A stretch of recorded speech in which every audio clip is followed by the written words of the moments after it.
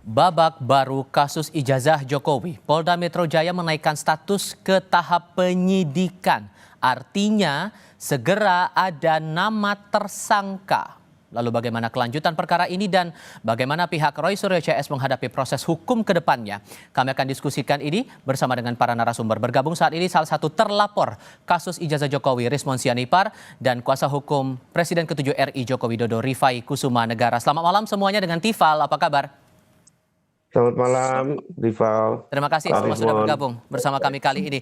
Bung Rifai, disebutkan oleh polisi bahwa sudah terpenuhi tindak pidana. Ada pasal menyerang kehormatan dan nama baik seseorang di KUHP, kemudian fitnah, lalu di Undang-Undang ITE menyerang kehormatan di pasal 27A dan unsur pengancaman dan pemerasan. Sudah sesuai dugaan dan harapan Anda atau sebetulnya ada jerat pidana lain yang dia menurut kacamata Pak Jokowi?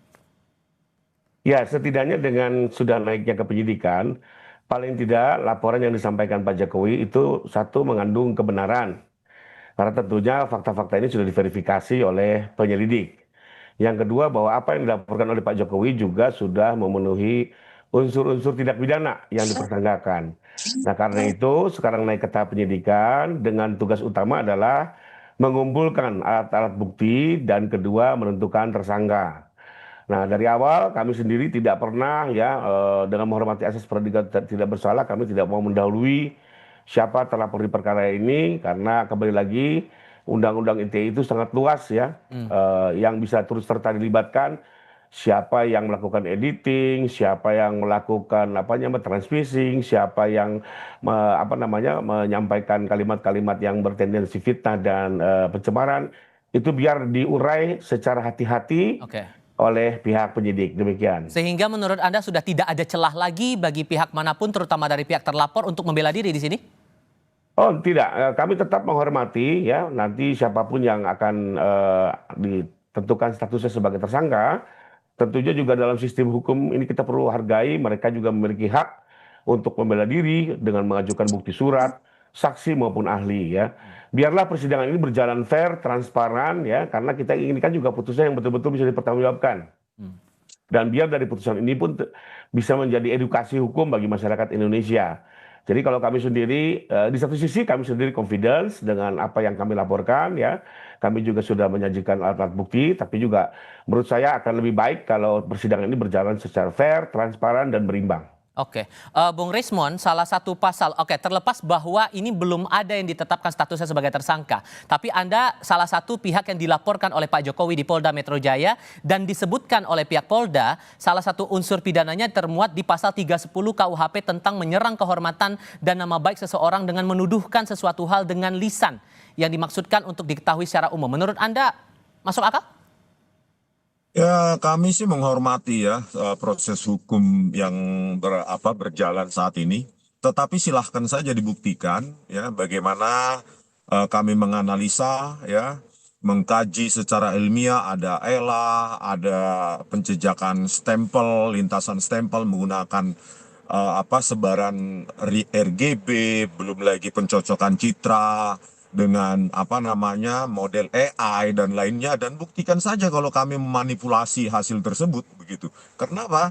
Ya kami tidak mengubah apapun. Apa yang diupload oleh Dian Sandi Utama kami analisa terus kami tampilkan hasilnya. Terus apa yang saya foto sendiri skripsi ya, lembar pengesahan skripsi dari atas nama Joko Widodo, saya datang sendiri dan saya foto. Silakan saja kalau itu memang kami ubah, satu piksel pun kami ubah. Itu murni kajian ilmiah, silahkan saja nanti ahli dari siapapun ya yang membuktikan itu. Apakah ada maksud-maksud tertentu dari kami mengubah? Ya, silahkan dibuktikan begitu. Jadi Dan Anda mau seandainya Anda dipanggil lagi dengan status sebagai saksi, karena ini kan sudah naik status ke penyidikan. Kalau kemudian Anda dipanggil lagi, bakal bawa amunisi baru tidak untuk membela diri Anda dan teman-teman? oh jelas, jelas. Apa itu? Bahkan saya akan jelaskan secara teknis. Mudah-mudahan penyidiknya tahu begitu loh. Saya akan buktikan ya, dan Pak Roy dan Bu Tifa buktikan bahwa kami murni ilmiah tanpa tendensi pribadi atau apapun begitu.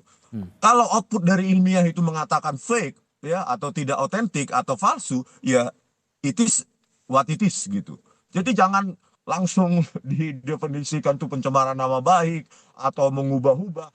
buktikan saja 1 pixel karena citra atau video itu terdiri dari 1 pixel, ya 8 bit. Ya, 8 bit dikali 3 warna 24 bit. Silahkan buktikan kami mengubah sedikit pun, 1 pixel pun kami ubah, kami tidak mengubahnya karena memang apa? Ya, murni kami ilmiah gitu. Silahkan dibuktikan nanti ahlinya yang menuduh kami mengubah dengan pasal berapa itu 32, 35, ayo berargumen. Bahkan pada saat gelar perkara khusus sebenarnya itu adalah forum terhormat untuk membantah argumen kami. Nah. Tetapi dari ahli pihak Pak Jokowi maupun ahli dari pihak Bareskrim tidak ada yang kami dengarkan sanggahan tersebut. Mereka tidak siap gitu.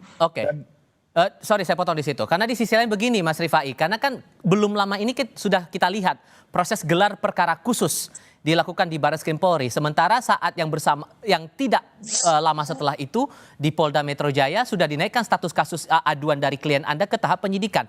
Apa Anda merasa bahwa dari GP khusus yang berlangsung di Bareskrim ini tidak akan mengubah atau ada kekhawatiran justru akan mengubah di sini? Ya, kalau kami sih berpandangan gelar perkara khusus yang terjadi di Bareskrim itu berdiri sendiri dengan tujuan mengevaluasi penyelidikan yang sudah dilakukan oleh pihak di Treskrimum Bareskrim. Nah, sementara yang di Polda sendiri itu juga berdiri sendiri ya. Dan kebetulan di hari yang sama mereka juga ternyata melakukan gelar perkara. Setelah juga memang sebelumnya mereka kan melaporkan sudah memeriksa puluhan saksi, mendengar 7 ahli ya. Bahkan di beberapa waktu sebelumnya kami sendiri mempertanyakan karena sudah berjalan penyelidikan hampir 3 bulan. Ya, karena kan setelah penyelidikan pun naik ke penyidikan masih juga butuh waktu. Dan rata-rata biasanya sama tuh 3 bulan lagi. Lalu kapan melaju ke persidangannya lebih kurang itu yang waktu itu kami pertanyakan. Nah, ternyata di hari yang sama setelah gelar perkara khusus Bareskrim selesai, keesokannya kita dapat berita ya yang di Polda itu sudah meningkatkan ke tahap penyidikan. Jadi menurut saya sih ini sesuatu yang terpisah sekalipun mungkin waktunya hampir berdekatan ya. Karena sampai sekarang pun juga untuk yang gelar perkara khusus Bareskrim kan belum ada hasil. Jadi bagaimana kita bisa mengkaitkan karena belum ada hasil juga yang di sana. Satu hal lagi bahwa dari pihak Roy Suryo CS masih merasa ada upaya kriminalisasi dengan memasukkan pasal dalam Undang-Undang ITE. Menurut Anda Bung Rifai gimana membaca itu? Tidak, jadi kan memang kalau di pasal 27, jadi gini, kalau pencemaran nama baik dan fitnah itu di dalam Undang-Undang ITE diatur dalam pasal 27. Jadi ada memang lex spesialisnya, karena kalau 310, 311 itu kan di KUHP. Sementara di Undang-Undang ITE itu di pasal 27. Lalu kenapa kami ada tambahkan pasal 32 dan 35? Sebenarnya kami hanya mempertanyakan sesuatu yang sederhana. Bagaimana ada sebuah tampilan ya, lalu menggunakan aplikasi IT tertentu, dan ijazah Pak Jokowi langsung dinyatakan palsu. Nah kan kami hanya melihat apakah satu itu. Lalu kedua ada lagi satu penggunaan aplikasi tertentu yang seolah-olah ijazah Pak Jokowi itu sebenarnya dimiliki oleh Dulmatno. Ini kan sesuatu yang sangat berbeda dari keyakinan Pak Jokowi. Karena Pak Jokowi sendiri yang menjalani perkuliahan, beliau sendiri juga yang menyelesaikan perkuliahan hingga memperoleh ijazah itu dari UGM. Kok bisa-bisanya kemajuan teknologi hari ini gitu ya bisa membuat sesuatu yang diyakini benar menjadi betul-betul terbalik 180%. Nah, pertanyaan ini yang kami kami sajikan kepada pihak Polda agar diuji, dan kebetulan di pasal 32 dan 35 itu ada rumusan pasal seperti itu ya. Jadi siapapun yang melakukan rekayasa teknologi ya untuk mengubah sesuatu yang asli menjadi palsu, maka itu bisa diuji. Lebih kurang begitu. Nah, tapi apakah ini nanti bisa memenuhi unsur atau tidak, kami serahkan kepada penyidik. Tapi pertanyaan mendasar kami adalah kok bisa ada sebuah teknologi memutarbalikkan fakta yang diyakini oleh pelapor. Demikian. Nah, Bang Rismon, ada kesan bahwa gelar perkara khusus kemarin itu tidak akan mempengaruhi proses di Polda Metro Jaya, makanya naik ke tahap penyidikan. Ya, pada gelar perkara khusus kemarin itu pihak Dirtipidum tidak menampilkan metode forensik maupun output dari forensik yang mereka lakukan. Jadi tidak ada gunanya juga ya. Kami sangat kecewa bahwa argumentasi ilmiah itu hanya sepihak dari kami. Bahkan katanya yang UGM dikatakan datang pun tidak hadir di situ. Ya, jadi kami kan bahwa di sana itu seperti bertepuk sebelah tangan. Padahal disitulah yang kami nantikan ya, bahwa argumentasi ilmiah kami itu dihadapkan dengan argumentasi ilmiah yang lain. Oke, saya jawab Pak Rifai ya mengenai pencocokan citra lintasan stempel ataupun apa namanya metode-metode yang kami lakukan ya, phone identification itu silahkan itu di apa diperiksa atau diverifikasi oleh pihak kepolisian dengan ahlinya. Nanti kita akan bantah gitu, di situ menariknya. Tetapi saya kira ada apa namanya konsekuensi hukum nanti kalau menuduh kami memanipulasi, ya bahkan itu akan kami laporkan balik begitu. Jadi kalau melaporkan dengan tuduhan palsu kan mungkin secara hukum ya akan kami tuduhkan balik, laporkan balik begitu. Karena kami murni menggunakan metode yang bisa dipertanggungjawabkan gitu loh. Makanya Oke. kami siap ketika gelar perkara khusus, bahkan kami tunggu itu perdebatan argumentasi ilmiah dari pihak Dirtipidu maupun pihak Pak Jokowi begitu. Tapi Oke. tidak ada sama sekali begitu. Maka prinsipnya kalau Anda mengaku siap nanti kalau dipanggil sebagai saksi dalam kasus ini, apakah hal yang sama dalam gelar perkara khusus akan Anda bawa lagi nanti ke Polda? Ya jelas kan di apa namanya pertanyaan pada saat klarifikasi itu kan sudah teknis ya. Waktu saya ditanya diundang klarifikasi 2 kali itu di Barreskrim, di Polda atas laporan Joko Widodo, dan yang kedua atas laporan yang lain itu kan too technical gitu. Nah, jawaban itu sebenarnya saya curahkan, saya berikan di tempat yang formal, tempat yang semestinya, yang terhormat, yaitu gelar perkara khusus tersebut. Supaya itu kami sajikan di depan ahli-ahli mereka, bukan di depan penyidik yang latar belakangnya sarjana hukum gitu, Pak. Jadi interpretasi itu menjadi kabur, takutnya seperti itu. Tapi jika memang diundang lagi atau dipanggil lagi, ya saya siap untuk menjelaskan seteknis-teknisnya. Begitu. Bahwa kami tidak mengubah apapun seperti yang dituduhkan. Begitu.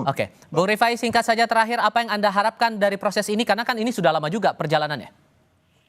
Ya, pertama sih kami mengharapkan semua perkara itu kan harus ada akhirnya ya. Baik yang kami laporkan di Polda maupun yang diajukan oleh TPO kepada Pak Jokowi di Barreskrim. Ya, kami menghormati semua upaya hukum dan kita harapkan tetap harus ada hasilnya, karena bagaimanapun juga masyarakat juga kan menanti ini seperti apa ujungnya. Tapi yang mau saya sedikit tambahkan mengenai gelar perkara khusus di Barreskrim ini sebenarnya sesuatu yang berbeda dengan Polda ya. Lalu yang disampaikan bahwa saya kan sama Pak Rismon sama-sama hadir. Kita ini hadir di sesi pertama. Sesi kedua justru saya dapat informasi ya dari Kompolnas. Di situ ada sesi di mana pihak UGM sendiri didengar, termasuk juga semua tenaga ahli dari puslapor. Ya, dan memang mereka itu memaparkan bukan kepada pelapor atau ahlinya, mereka memaparkan kepada Itwasum, Propam, Biro Wasidik, termasuk Komnas HAM, Ombudsman, Kompolnas, DPR Komisi 3 dan segala macam. Jadi memang mereka itu kemarin tidak memaparkan kepada pelapor, tapi kepada pihak-pihak ketiga yang kami nilai apakah kinerja penyidik ini berjalan benar. Sementara kami juga tidak ikut waktu saat dengan UGM maupun dengan puslapor. Kalau nggak ikut kok hanya bisa untuk meluruskan tahu, aja. Disampaikan Kompolnas kan secara terbuka oleh Kompolnas. Sudah kami tangkap poinnya. Sudah kami tangkap poin dari keduanya, tinggal menunggu proses yang berjalan di Mapolda Metro Jaya. Bung Rifai, Bung Rismon, terima kasih sudah berdiskusi bersama kami. Selamat malam semuanya.